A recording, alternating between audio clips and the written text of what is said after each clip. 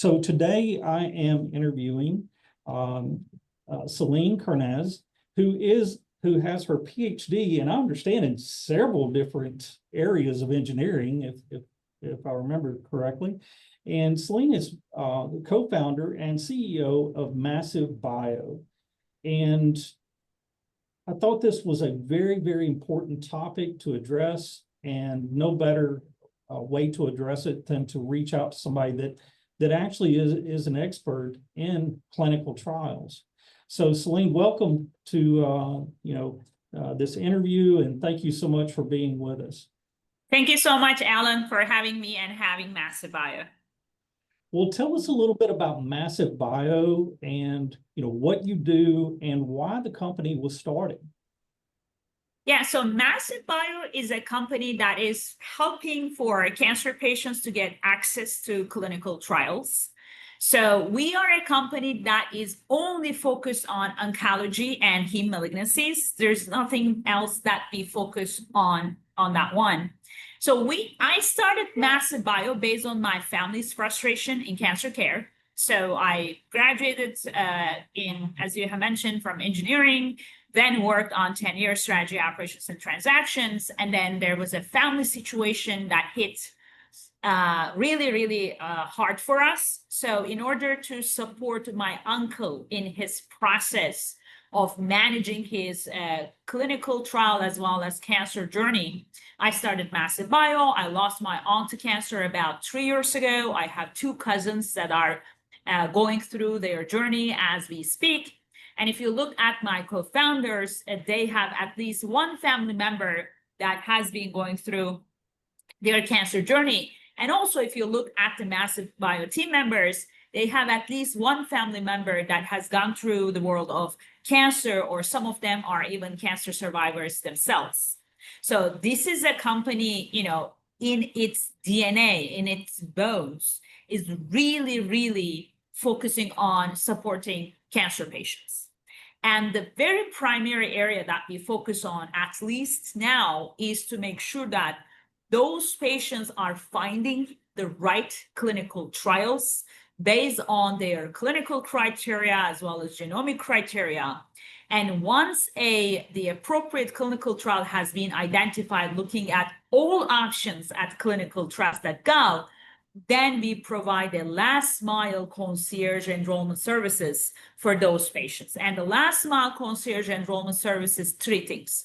1, we refer those patients to a site and set up their screening appointment.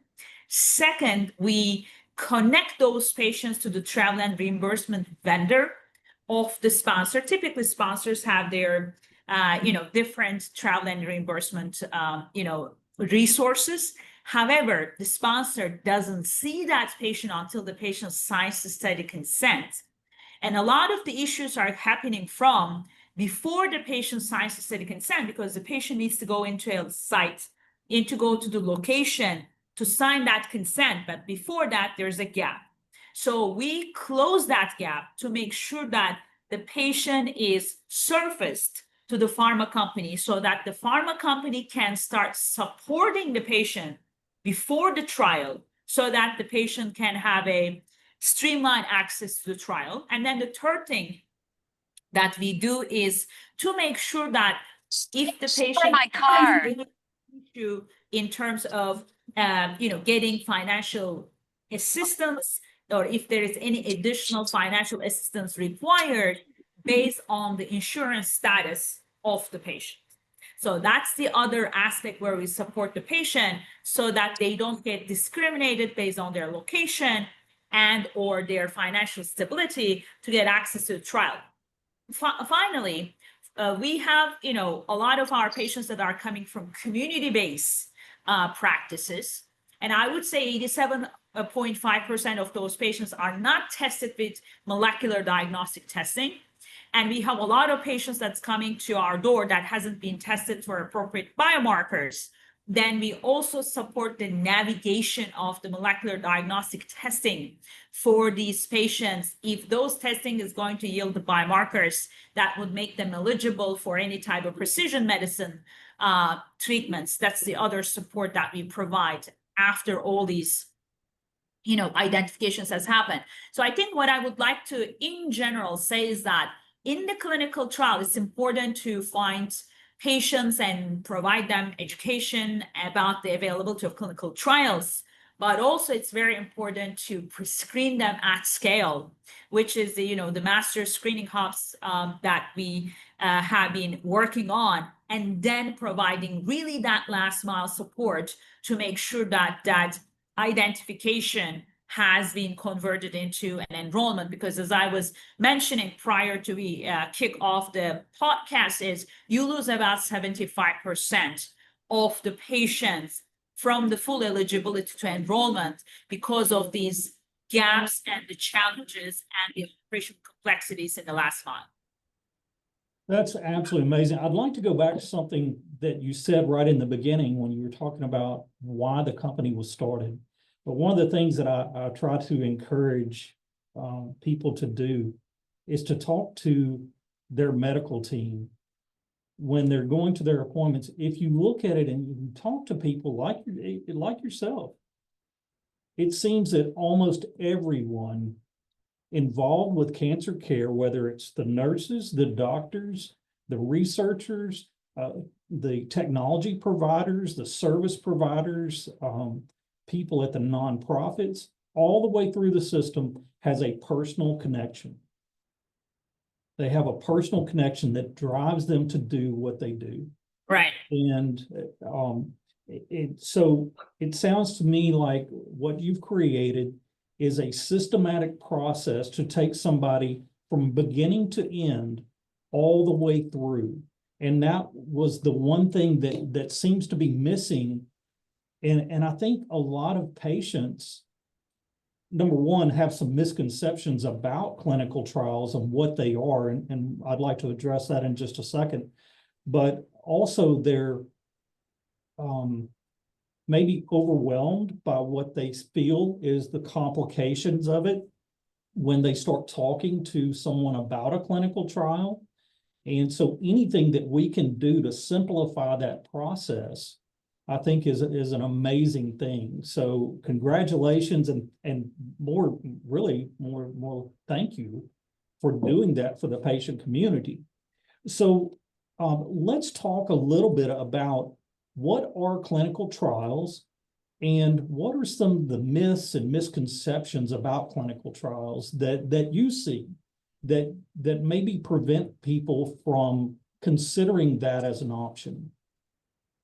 Yeah, in terms of the clinical trials, this is a way for the cancer patients to get access, in my perspective, cutting edge treatments before it goes into a final approval of the FDA process, because it takes about 10 to 15 years in order to develop a drug. And as you know, cancer is a very challenging disease, and 10 to 15 years wait to get access to that cutting edge treatment is very challenging. So in order to— Let me interrupt 1 second, and because this is the one thing that before I started learning more about this, I looked at clinical trials as something that, oh my gosh, nothing else has worked, and this is my last chance.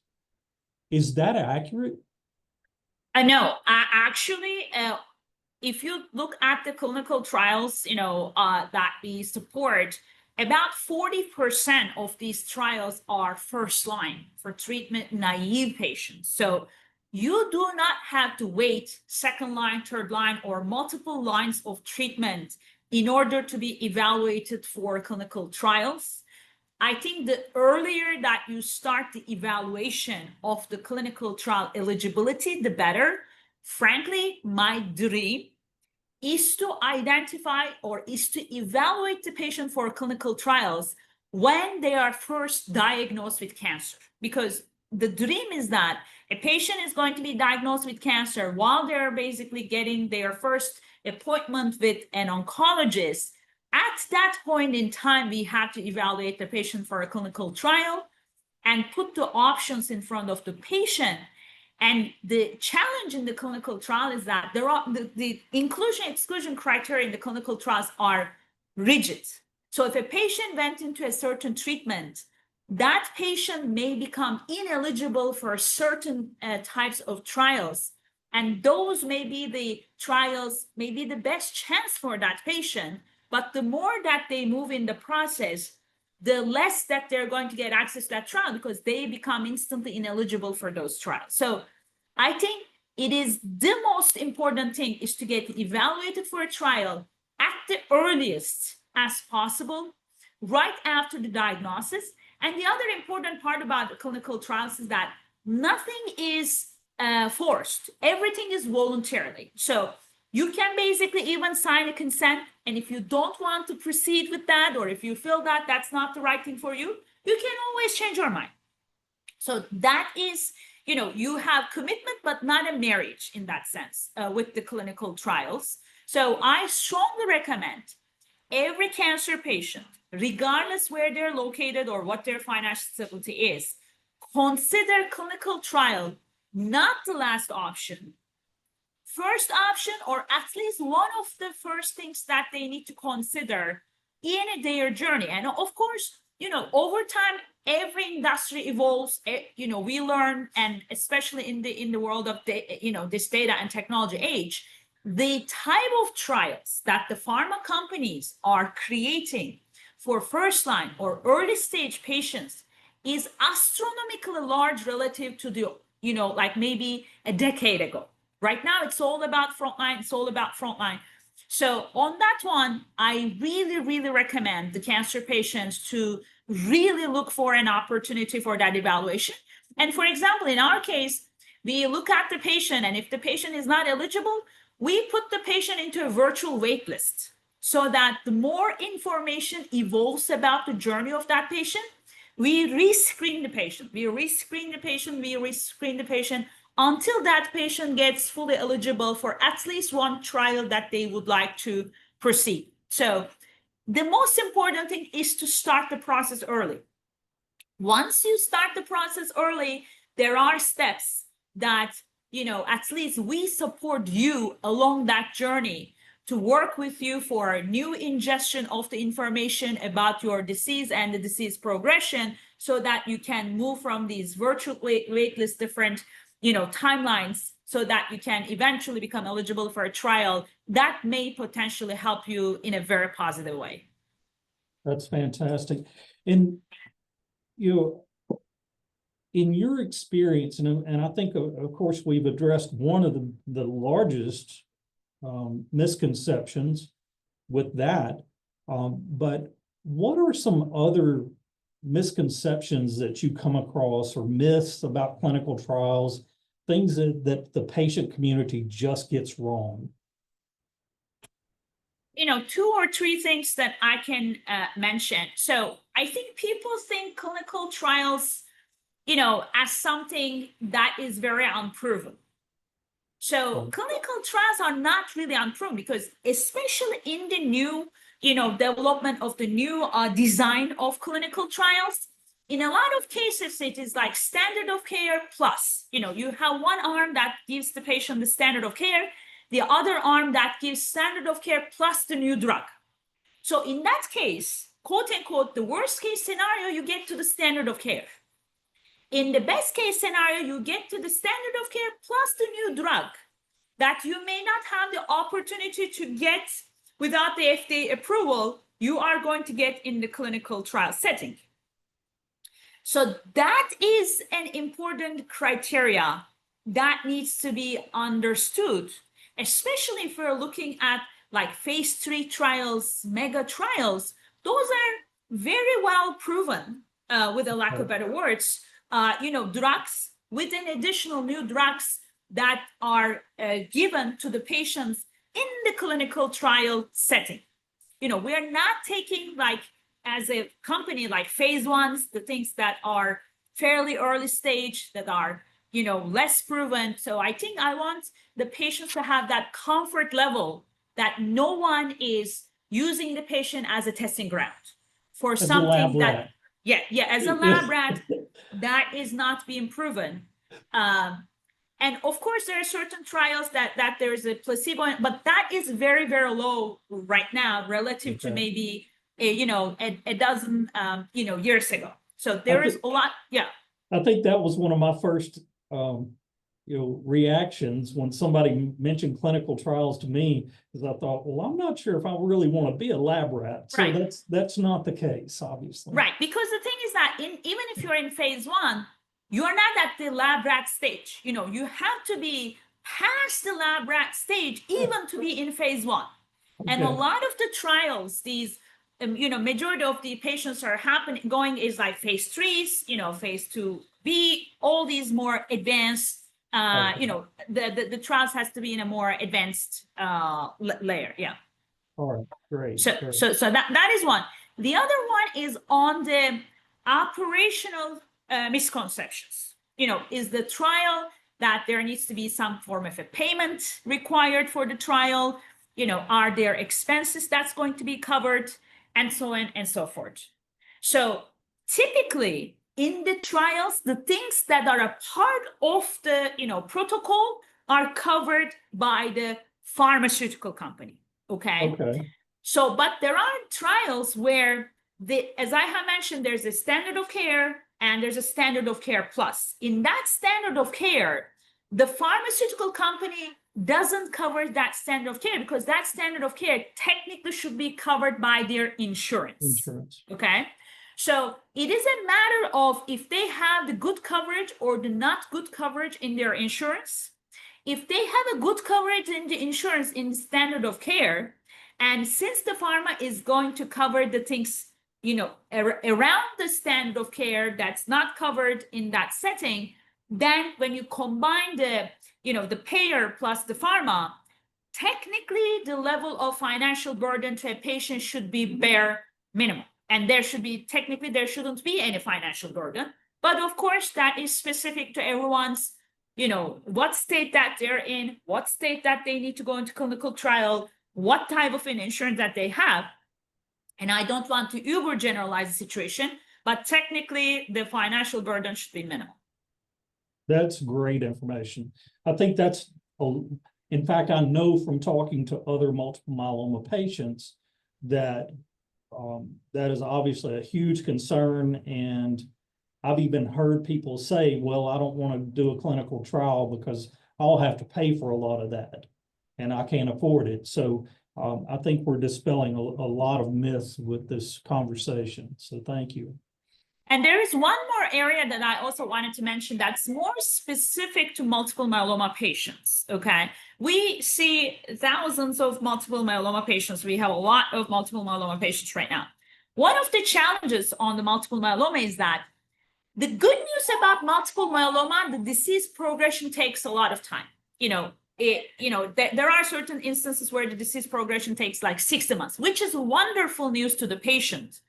But in terms of the clinical trial, that makes the situation harder to participate into a trial because, the facility that you are working with are going to evaluate you for a trial once, and then they're going to give up on it. So they're not going to continuously evaluate you for a trial because your progression cycle is long. So in that sense, you need to really go into the facilities that are really keen on placing the patients to clinical trials, or you need to be a self-activated patient to make sure that I really wanted to, try this fairly cutting edge treatment in my treatment journey. Otherwise, it's very difficult to manage the long progression cycle of a multiple myeloma patient with the context of a clinical trial. So that's the part that we see very specific to a multiple myeloma patient. That's really good news. And I'm glad you mentioned that. It's a great conversation because you take somebody like myself, I'm treated at a very large university type setting. And of course, they do their own clinical trials. And, I think that before I learned about Massive Bio that I would be tempted to say, well, if there's a clinical trial out there, they'll recommend that for me. But in a situation like with your company where you're monitoring all of these many clinical trials from different organizations, I think I'm a business guy, right? And just thinking how that works, I can see a lot of advantages to that. And whereas I might not qualify for the trial that is currently going on at the facility where I'm treated, I might qualify for other programs that are out there that would be of interest to me. So, right. My job is to never give up. If there's a clinical trial that is available at some point in your journey, it doesn't have to be immediately after that you sign up. At any point in your journey, I want to make sure that I basically get the updated medical records and pre-screen you, and then let you aware when you become fully eligible for at least one trial. So that is my job. But that's a kind of a job that takes time. in talking to some of the people in the medical field, some of the specialists, and it seems to be that when somebody wants to do a clinical trial, gathering the records for that could take some time. And I think that goes back to what you were saying is go ahead and start that process early in your treatment. That way, if things are not working out for you, you've already got that process started and a lot of those records pulled together. Is that correct? That is correct. So the good news in the United States is that when, as a patient, provide consent to us, we go and collect the medical records on your behalf. So you don't have to do technically anything other than providing the consent. We get the consent. There are two ways where we get the medical records. If you are treated at a facility where that facility uses Epic, we have an API integration with Epic. We automatically request and receive those information from your healthcare provider. But that is only true for if you are treated at a facility where they use as an EMR system Epic. If it's not the case, then we go into the medical records department of the facility where you get your treatment and request your medical records and receive those medical records. After we receive that information, you're evaluated, your first pre-screening happens. And in that first pre-screening, there are three outcomes. You're either fully eligible for a trial that you would like to proceed, and then you start your last mile process and a referral process. The second one is that you may potentially be partially eligible for a trial where you needed to have another thing to happen that makes you fully eligible. That thing would be, you may be waiting another progression, another something, so that you are entered into a virtual wait list for rescreening of the pre-screening. And then the third one is that you would be fully ineligible for any trial that is being, disclosed at clinicaltrials.gov. That is typically very, very rare. We have very few cases. We have onboarded 160,000 cancer patients, and we have very, very few cases where the patient has not been, I would say, eligible for a trial. On those instances, we literally try to give them a one-page letter, saying that those are some of the reasons and the rationale why you have not been considered for a trial, because we also want it to be respectful that they don't think there's something wrong. But that's the kind of the reality of life. So that's that. The other thing that I would like to clarify is that I don't know who will be listening this, a discussion, but the medical record collection part and the comments that I'm making there is just for the United States. In the outside United States, there is a different route for medical records. Even the patient provides us the consent. We cannot go and request the medical records from the healthcare facility. We help the patient to get their medical records and provide to us in outside US. So there are differences in terms of the workflow of medical record collection in the United States and in outside United States. And in the United States, we are really grateful for the opportunity that we can go and collect that information on patient's behalf so that the patient can stay in their living room while that process runs in the background. Well, and I'm glad you mentioned that because that was going to be one of my questions. And my understanding is that Massive Bio actually does help people all over the world, not just Correct. the United States. And I'm very blessed that our multiple myeloma warrior community Facebook group has gone global. And so we've got people from all over the world And and I've been trying to bring more resources, but being in the US and not knowing those systems has been pretty hard. So I'm glad that we have something that could potentially help those patients outside of the United States. Absolutely. So we're operating right now in 17 countries. US, Canada, 7 countries in Europe, France, Germany, Italy, Spain, Poland, Romania, Greece.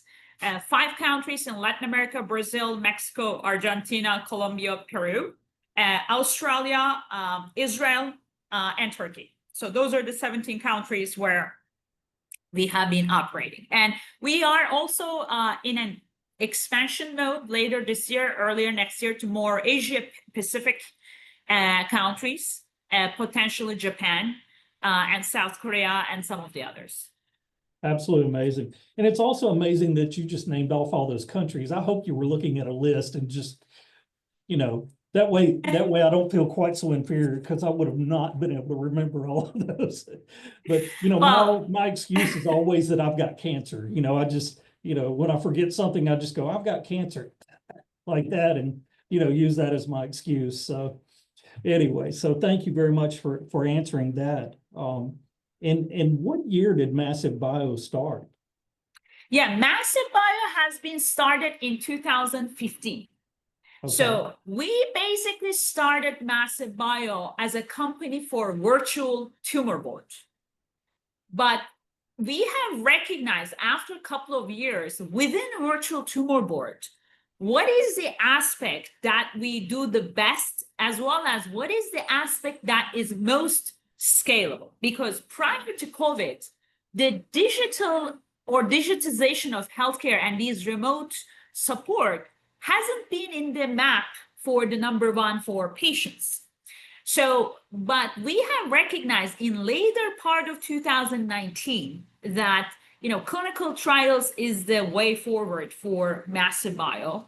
And from the, the end of the 2019 through now, the clinical trial is the primary focus, or clinical trial access is the primary focus for Massive Bio. Prior to that, we were providing a virtual tumor board, and the idea was of the virtual tumor board was to bring the intellectual capability of the large academic medical cancer center to the patients that are treated at community-based practices or non-NCI designated cancer patient. If they don't have the money, if they don't have the resources to go into these large academic NCI designated cancer center, we still believe that they have to get access to the cutting edge treatments, cutting edge clinical trials, no matter where they're located. And that's the kind of the knowledge transfer that we have been trying to do. That's one of the things that I hear so much about, in both from the patient community and from the treatment community, is how do we serve those underserved communities?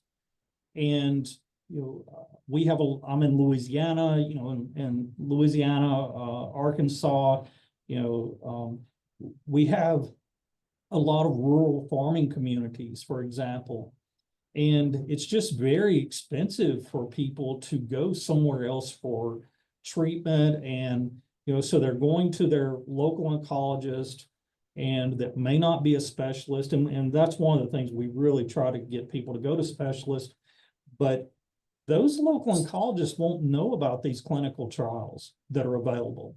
And so your technology platform, I think it is a huge step forward in bringing that information to those patients in the underserved communities and getting them better care. Right. Because the dream that we have is that we would like someone that goes to the top institution in the United States, and the level of access that they get into the clinical trials should be the same as someone that is living in an underserved or more like a remote location in the United States, have the same level of access to clinical trials. That's the dream that we are trying to do. There are 2 ways to do that. You bring knowledge and you bring infrastructure. So right now, since we are a young company, we don't have the way to bring that so large infrastructure to every, hospitals that is underserved. But we have started with things that is controllable right now in a setting of a small company, which is transferring the knowledge. So what happens is that, when a patient comes to Massive Bio, we pre-screen them, we identify the trial that are close to their home, and then we support them to, facilitate the referral process for them to get there. But they basically sit in their living room and get ready for clinical trial without getting into any facilities, without getting any, 3,000 consultations, and so that we prepared everything for them. And then once everything has been finalized, we have a discussion with the patient, and if they allow us to talk to their treating oncologist, we also talk to their treating oncologist and finalize the clinical trial selection decision. But we don't want them to go to this doctor, this place, that place, get lost in the healthcare system. While, so many times. And we don't want them to get lost their time, their money, and also these are cancer patients. Time is so precious for them to stay with their family and spend that time with their family, so that we do the underground work and then finalize the knowledge transfer, at least, so that even they're in an underserved population area, they have the ability to know which trial is going to work for them and what is the nearest facility that they can go to get access to that trial. And I can see a situation where somebody living in a rural community, it might, if they participate in a clinical trial, because some of those expenses are actually covered by the pharma company or whatever, that it might end up costing them less than going through a standard treatment. Is that correct? Yes. And also here is the other, not so much discussed fact. So the not so much discussed fact is that right now, 85% of the oncology volume, cancer patient volume is treated at the non-NCI designated cancer center. So the volume is definitely at the community. And there is less volume in the large academic medical cancer center. Also, typically, the patients that goes to the large academic medical cancer center, these patients have gone into multiple treatment, multiple options. It's almost like the last resort. And when they go to these large academic medical cancer center as a last resort, they're already, since they have received so many treatments and all that stuff, they already ineligible for a trial when they get there. So that's why we need to basically find these patients at a very early stage when they're at the community setting, because those are the very opportunistic times where they're eligible for a trial. And that is why I'm so passionate to find the patients at the community rather than a large academic medical cancer center, because when they get there, things may have already passed. So I was, like I said, I'm treated at a very large specialty center that specializes in multiple myeloma. And when you're in the infusion center, probably 75 or 80% of the people in that waiting area have multiple myeloma. And of course, me being me, I talk to everyone. And that's what you find over and over and over is they were treated somewhere else. They weren't doing well. And they came there as a last resort. And so exactly what you're saying, and then also because I know a lot of people all over the country, I get a lot of people referred to me and have ever since my diagnosis in 2016.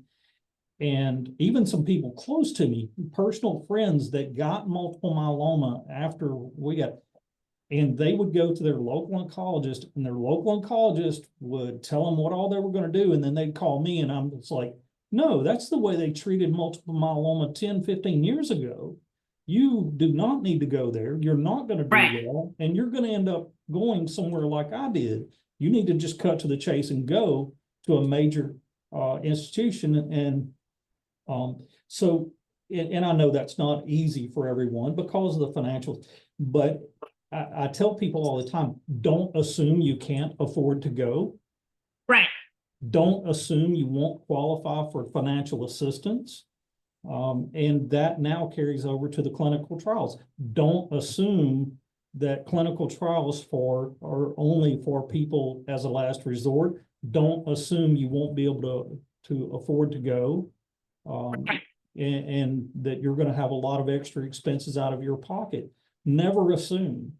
And I'm so glad that we've had this conversation. One other thing that I've heard, and I don't know how accurate it is that there are a lot of clinical trials out there, and these hospitals really struggle to find people to participate in those clinical trials. And some of them even get canceled. I know I read an article here recently, just in the last few months, about a multiple myeloma trial getting canceled by one of the big pharma companies because they couldn't find participants. Is that correct? That is absolutely correct. I think right now, if I'm not mistaken, it's about 64%.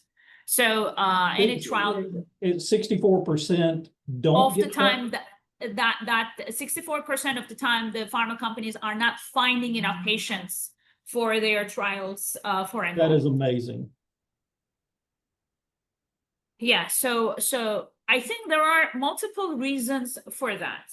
So when they go to their physician, 50% of the time the physician doesn't talk about the trial. I'm not talking about the very large academic medical cancer center Right. where those physicians are even PI themselves. I'm talking about general setting in a community setting, okay? 50% of the time the physician doesn't even discuss a clinical trial because the process is not easy, for their staff. The 50% that talks about the clinical trials, they're only talking about the couple of trials that they have knowledge about and that they are in their own facility. So they're not talking about, oh, there's this trial in a 53-mile radius that is going to support for this and that. So because of that reason, the patient's options are already reduced drastically from the start. If they are not a self-activated patient, if they're a self-activated patient, they go and do their own research, come to companies like Massive Bio, so that we provide another layer of support and augmentation so that they can get the ultimate best, regardless where that clinical trial has been conducted. So that's kind of the information access and self-activation combination.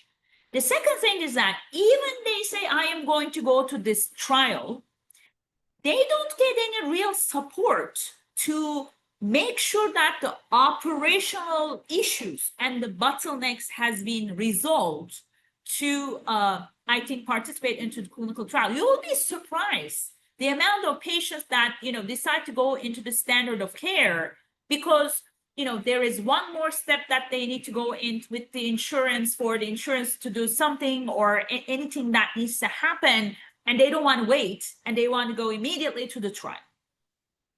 Okay. And I think you've done an excellent job of kind of walking us through that process, that step-by-step process of what the patient experience will be. So step one is, and we're using, and one of the reasons, and we'll talk about this later, one of the reasons we're doing this is because of the relationship that we've developed between Massive Bio and the Polygon Health Patient Connect platform. And, for those of you in the multiple myeloma community that don't know, that was kind of my idea, but anyway, and believe it or not, that idea for Patient Connect hit me while I had the flu, running 104 fever. Wow. And it was midnight, and all of a sudden it hit me, and I was so excited about it. I just couldn't even, I couldn't even sleep all night. And Waylon had offered to create a map for us, and that's what triggered that. And that says so much about Waylon as a person. Waylon is one of the founders. He and Rob are the founders of Polygon. And, they've been so amazing in developing this technology, and it's helped our community so much. And through that platform, we're now connected with Massive Bio. And so the process is that they can go directly to Massive Bio, or they can go through the Patient Connect platform and fill out basic contact information, right? And then I know I personally went through this, and I've got to brag on your team a little bit. You know, I put it in late in the afternoon. I immediately got an email saying that I would be contacted. And then the next morning, I got a very friendly phone call. And of course, I stopped the process right there. But now that I've learned more, I'm probably just going to go ahead and go through the process and get everything together.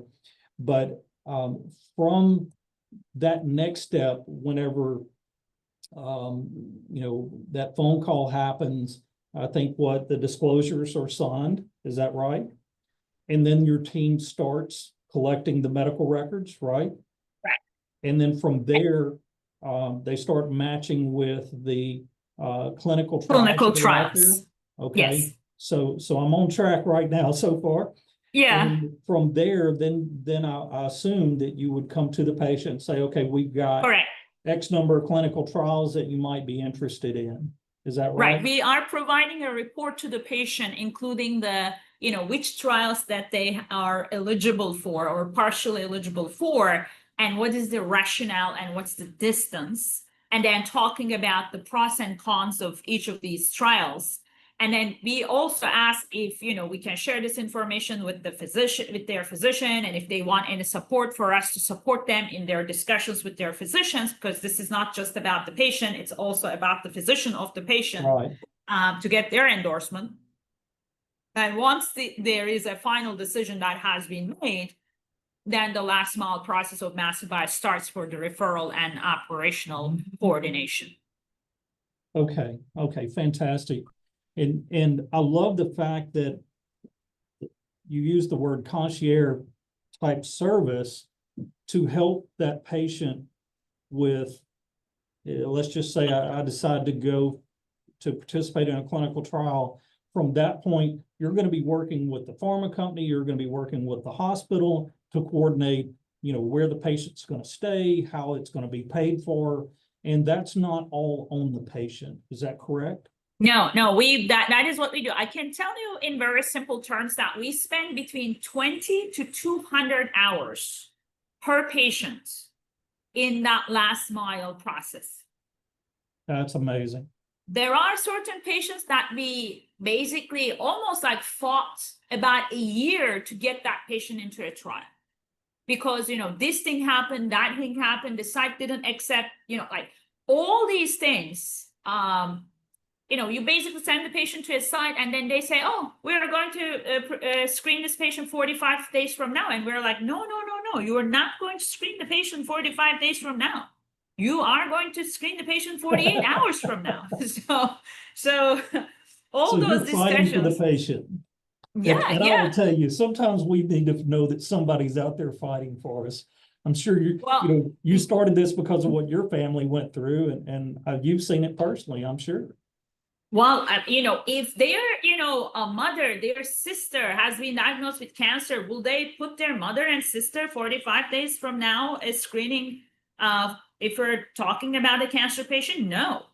That's and right. if the answer is no, you should not do that to the patient that arrives to your door. That's right. I think one concern that people have, and first of all, let me go with here. You have mentioned that you were a relatively new company, and you've given us the history of your company, but you said something a little while ago, and I want you to reiterate this. How many patients have you helped so far? How many patients have participated in your program?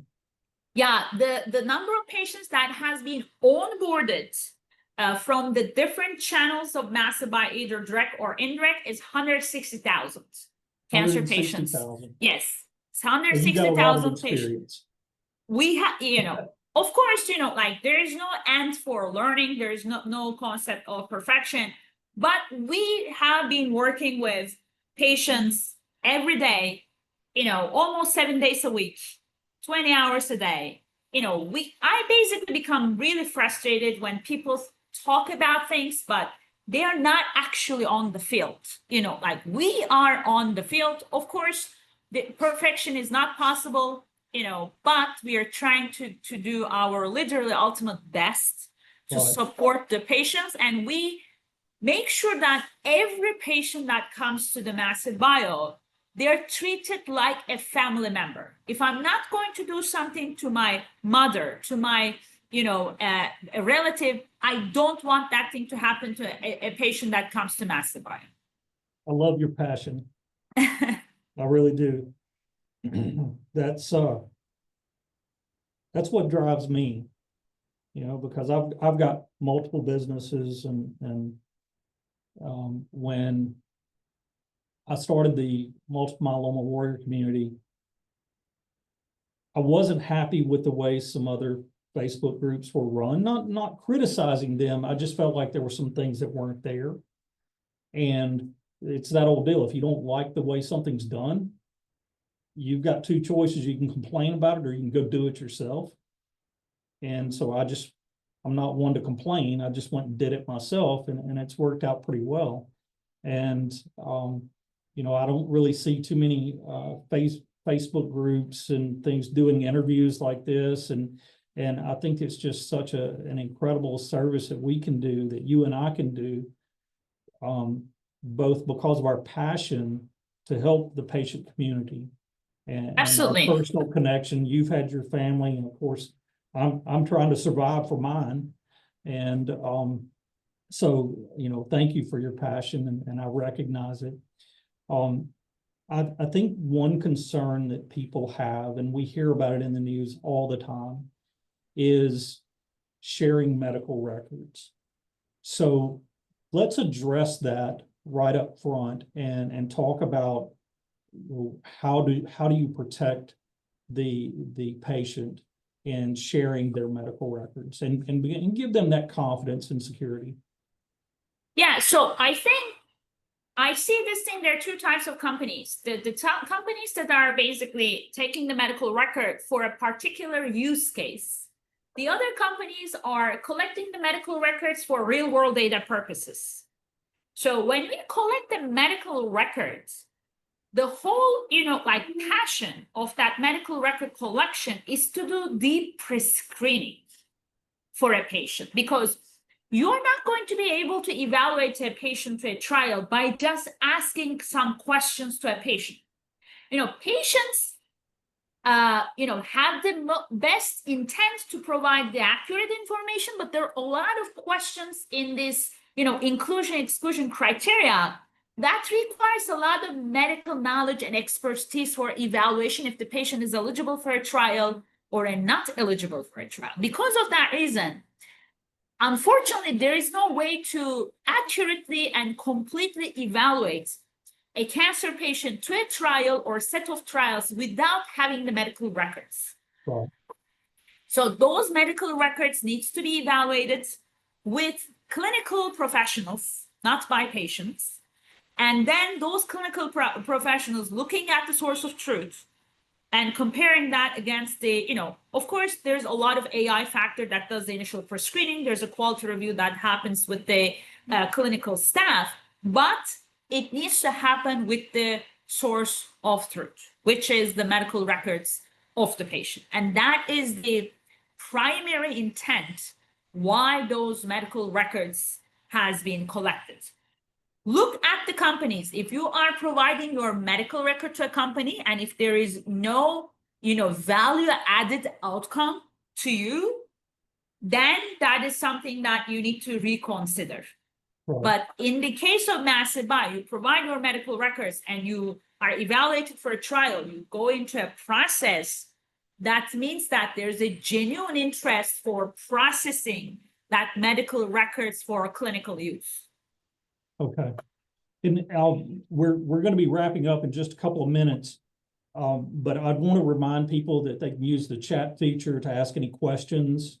And I'm actually trying to multitask here and interview you and watch that also. And I've got Facebook pulled up on the other screen here, watching for any people from my community that have questions. But from a technical standpoint, from a cybersecurity standpoint, can you reassure people that, that you've taken every step there I know with your Of course. engineering background, I know you have, Yeah. but so, No, we basically, have, and also, we also work with a lot of pharma companies. And in order for us to work with those pharma companies, we go into sometimes year-long reviews and assessments. okay, Frankly, companies like us, you need to look at, who they work and how they have been evaluated. In order to be a vendor or something for these institutions, you have to go into uber rigorous processes, right, different steps, different things for privacy, security. You have to go through all those steps to get qualified, to be able to make a business, or to be able to, have the, have the potential to be able to work with a cancer patient with their data. Like, it's not that you have virtual servers that is hanging out in somewhere. You have to have a very meaningful architecture on that one. okay, great, that's And we fantastic. have even, I can tell you, there are certain countries where you even have to, put the data, even in certain regions.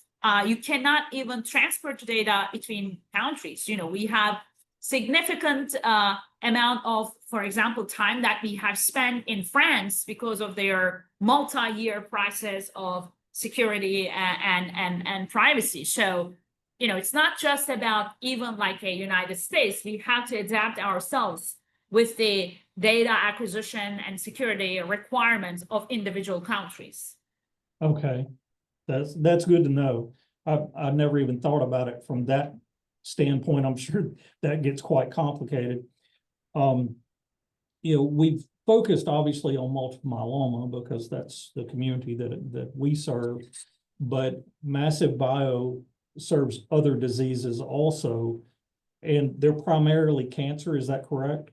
Yes, we are right now almost 97% oncology and heme malignancies. Okay, In the heme malignancies, the number one multiple myeloma, then myelofibrosis, then different subtypes of non-Hodgkin lymphoma, and so on and so forth. On okay, the solid tumors, you have the usual suspects, the lung, the breast, colorectal, pancreatic, prostate, head and neck, GI malignancies, all those cancer types. okay. That's good to know because, unfortunately, just about all of our community, they have somebody in their family or somebody Right. close to them that has some other type of cancer. So I want to encourage them to maybe share this recording, this podcast, with those family members and consider how Massive Bio might could help them. Sure. Happy to do so. Happy to do And then, of so. course, Polygon and through our technology platform, we're reaching out to other diseases, and we've already, built a version of Patient Connect for bladder cancer and juvenile myositis, and we're working on adult myositis and some other diseases. So I think this is going to be an incredible partnership. And Sure. I'm really looking forward to our companies growing together, but mainly just Absolutely. the number of people that we're going to be able to help. Right. And, people don't like to, I guess, sometimes think about this, but business drives innovation. And none of these treatments that we have, none of the technology that we have would be available without business and without people like yourself and people like the Polygon team that see a need. And I really believe that it won't be that long before we will have the abilities to better help those people, especially in the underserved communities and those that are having a difficult time maybe going to a specialist or getting the best medical advice possible. So is there anything else that you would like to add before we shut this down? I think this was a very well facilitated discussion. So I truly, truly appreciate the time and the opportunity. All I can say is that, it's all about providing access for those patients that are not treated at the large academic medical. Of course, we're open for anyone. I don't want to be misunderstood that they're not accepted patients that are. We're open for anyone, but especially for those patients that has less resources, less financial power, and less of everything, that we absolutely wanted to use our, power to a certain extent in order to help them to get to these access to these cutting edge treatments, like everyone, to equalize the access in the community. That's fantastic. And even going back to myself, I mean, I'm treated at what I feel like is one of the best facilities in the world. But they're typically only going to know about the programs that they're doing, or maybe a few others. They're not going they may not know about all of the programs. There's no way they physically can. Right. There's no way they physically can know. And it's just not humanly possible. So I love seeing the technology being developed that can create that. And I know a lot of people will go to the government site, to see about clinical trials, but that is overwhelming. I know I went there one day and I spent about 10 minutes there and said, yeah, I'm not doing that, and moved on because I have a life. So there's no way that I could sort through those and see what would match my needs and what I would be eligible for. So there's just no way you can without this technology platform. So I think that's really about it. It's time for us to wrap it up. I just thank you so much for providing this information and taking the time out of your busy schedule to do this interview with me.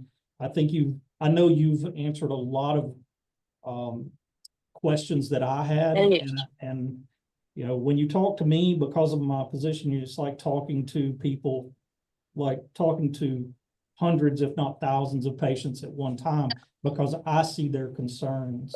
Right. And so I think you're going to be bringing a lot of comfort to people and helping a lot of people.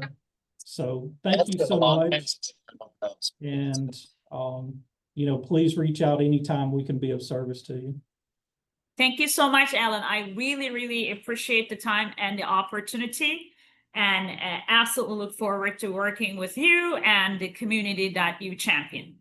Well, thank you. And I'm excited about the being able to use the Polygon platform, the Patient Connect platform, to integrate with yours. And I think that's going to be a great pairing.